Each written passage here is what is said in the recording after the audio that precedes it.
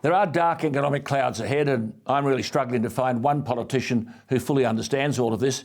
Families and businesses are rightly worried as cost of living pressures mount.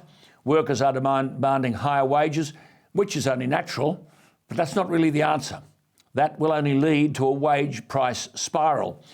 Commonwealth Bank's Matt Comyn says, if businesses are pegging wage rises to elevated levels of inflation, that could spur even more aggressive interest rate rises. And he's right. And this is where the ACTU is dead wrong when they argue wages must keep up with inflation and social benefits and income support must be fully and promptly indexed to the actual consumer prices paid by recipients. Now, that would just further fuel inflation. Now, mind you, I've got every sympathy for the ACTU. They're just doing their job and saying what their members expect of them. But if you were batting for Australia, you couldn't possibly agree to such demands. This isn't just an Australian problem. It's happening all over the world. Energy costs going through the roof are because of brain-dead politicians prematurely pushing renewables onto us. This obsession with phasing out fossil fuels and demonising coal is denying households and industry cheap baseload power. We can't create wealth if we continue down this net zero path. In Britain, it's predicted that 20% of a household's income each month will now go to energy costs, and this is ridiculous. Australian businesses and manufacturing jobs are moving offshore because it's cheaper to operate elsewhere. Not that Chris Bowen cares, I suppose. Sure, external factors have contributed to the economic turbulence, like the Russian invasion of Ukraine, but stop using that as an excuse. It isn't the sole reason. It isn't even the major reason.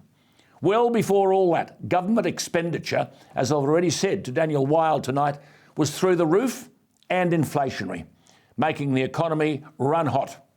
If we want to avoid a recession and get out of this mess, politicians need to rein in government spending. If Australians won't work, reduce the welfare payments and force them to get off their backsides and work. If not, bring in foreign workers who'll do the job. That'll solve the labour shortage and help businesses. We also need the bloated bureaucracy, and Daniel made this point, to get out of the way. In other words, reduce the size of government departments. That'd be a start. Get out of the way and allow businesses to grow and be productive. This is the housing crisis.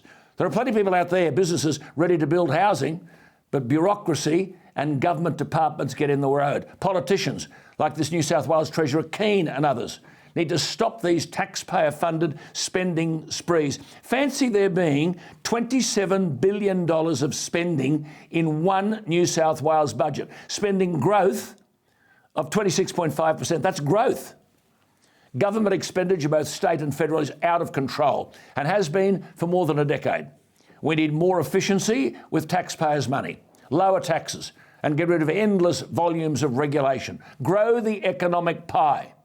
But so long as we spend billions on pointless green energy plans and allow people who are more than capable of working to live off welfare and punish businesses by denying them the staff they need, we will continue to go backwards.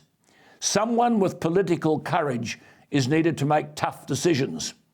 Who is that someone?